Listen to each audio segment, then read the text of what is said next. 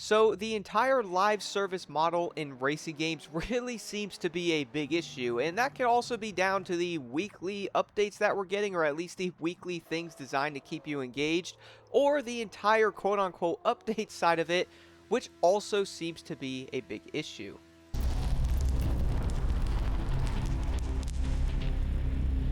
Now, this really can come down to a few different things, but it's kind of interesting how racing games pretty much do not fail because of the content they are getting, but it's kind of because they fail on what happens after them. I mean, a good way to put this is every update brings players back, right? It makes players come back to it, but it's around for maybe a week or even less. Sometimes it's only a few days, and in some cases, it could even be less than a day, as the content really doesn't actually match anything else. I mean, we all do know, guys, a lot of the games get a fast player drop off. You know, you have a big update, it always goes a big spike in players. Then we also have the festival playlist, which is the seasonal content on each game, or we can also say the summit can also be part of this. You'll get short engagement, people might jump on, they might do it.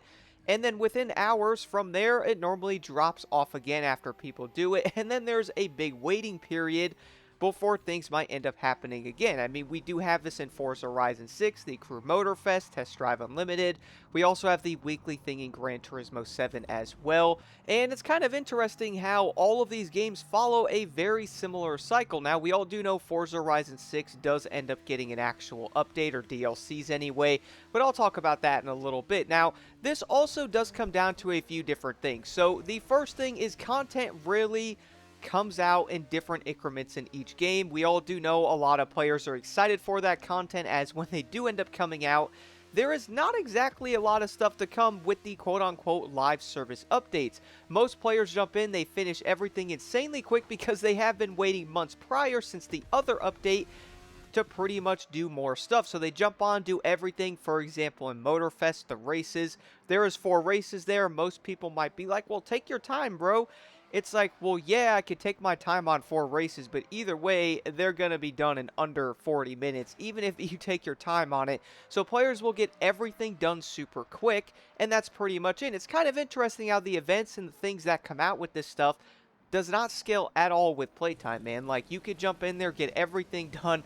Motorfest has kind of been doing this for a while, and what's crazy, though, is I bet you the DLC on Forza, as most players are pretty much bored of Forza at this point. They want more stuff to do. When the DLC comes out, people will end up jumping into there, and guess what? They will get through the entire DLC so quick, and they're going to end up being bored again. And it's kind of interesting because a lot of players fly through all of the content, and there's not a lot of meaningful things afterwards once it's all done, which is kind of an issue. Now, the other side of this, though, is the entire live service pacing does not match anything, bro. I gotta be honest with this, guys. The updates being 3 or 4 months apart in most of these games, we all do know that's how many of them do it. Some of them might be a little bit longer, but the updates are spaced super far apart, and the content inside the updates is simply too dang small, man.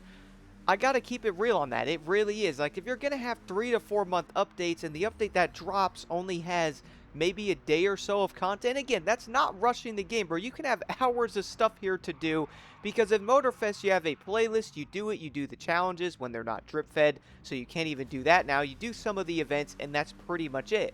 Most players can pretty much get it done, and then they burn out or they get bored already, and they leave, come back for another live service update, and repeat the exact same cycle, man. The other part of this, though, is the rewards and the stuff that you actually get from this, okay?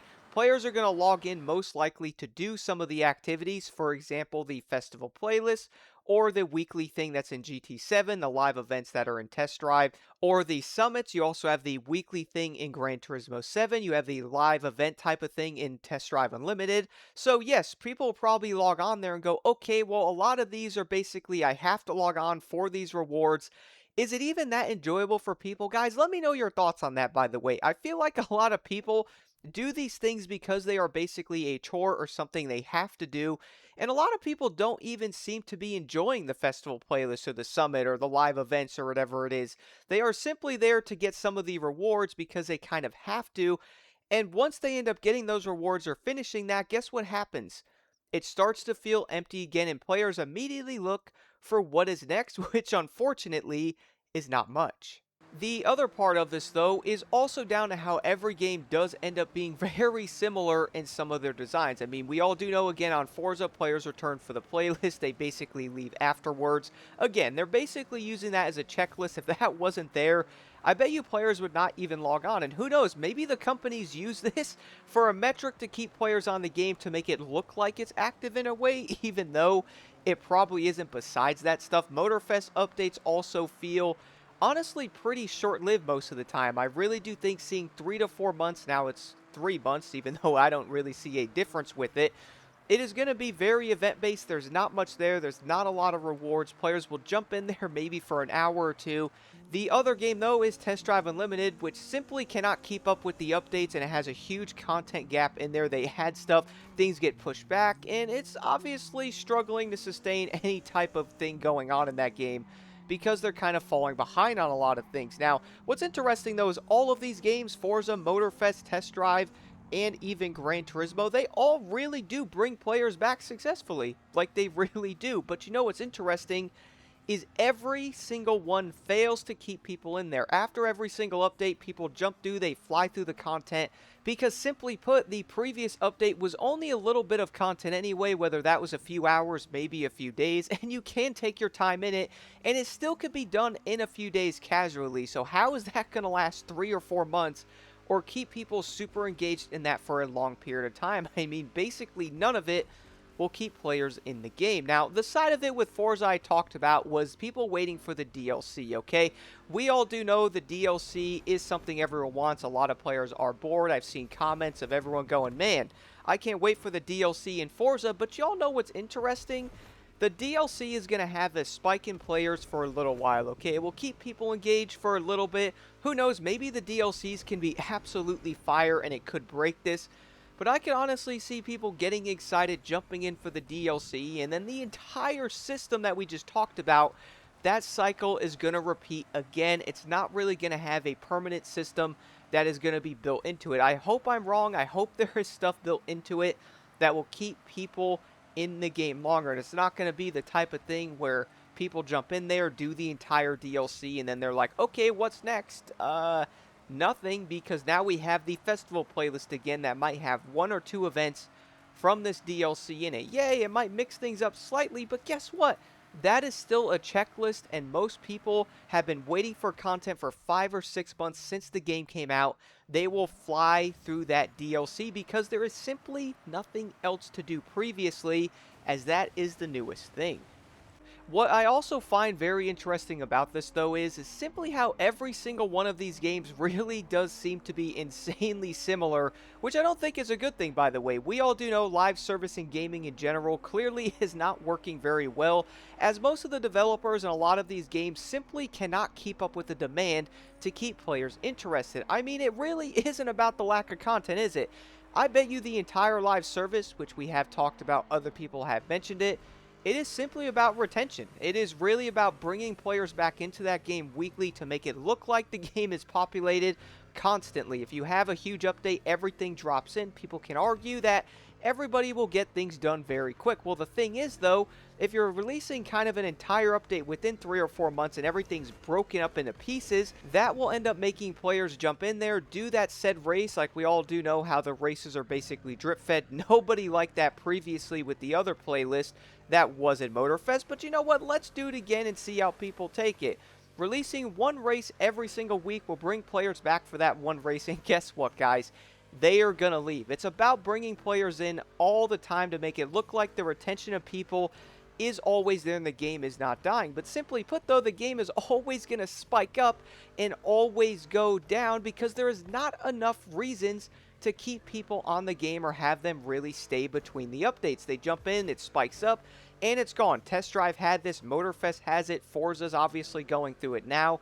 People want to see the DLC in the game, but I really do think the same cycle issue is going to happen there. Motorfest is taking a very odd approach with the updates that really is not going to keep people in the game long enough. Like if you added more PvP modes and different things and upgraded the entire rewards that you might get, I bet you players might actually want to play the game longer, and it might end up keeping them engaged instead of giving them like filler rewards like titles and terrible things or vehicles in Forza that are common level that you could buy in the auto show for $30,000, I don't think players are going to get excited for that. They might see a car they don't have, so they will jump in, simply play that, and get away from the game as soon as it's done. Basically making racing games a weekly checklist, which, to be real, is insanely sad. The insane part is, though, guys, at this point, we all do know a lot of these games are unfortunately probably not going to change the design they are doing. I mean, heck, Motorfest has been doing this now for almost 3 years. It's kind of insane that it's somehow going backwards this far into the game. Instead of adding actual PvP modes or different things, they are adding a playlist, breaking up the entire update, which is only going to hurt the entire game's player retention anyway, man. Forza's taking a very weird approach, not doing anything with the festival playlist, making it basically the same thing. Players will log on and pretty much be bored of the game because they have nothing else to do, and then once that DLC drops, they will end up playing it so hard because there's nothing else that they will end up getting bored again because they put all their time into that. They play it as it's something new, and then it's going to end up becoming boring because nothing else is keeping up with it. And it really is crazy how the live service model in these racing games is just, it simply is not keeping up with anything, guys. And the crazy part is most games can't keep up anyway. We all do know Arc Raiders apparently is having a lot of issues with it. Being able to keep a live service model of updates every few months clearly seems to be a big issue for most games. When you do end up finally getting that set update, there is not nearly enough stuff to do for 3 or even 4 months, depending on how the season size is. It is clearly a big issue, and you guys know what? I don't really see it changing with racing games anytime soon. Do let me know what y'all think about this in the comments below. It is really sad seeing how fast racing games actually drop off and lose players, but to be honest, looking at this design, it doesn't shock me at all.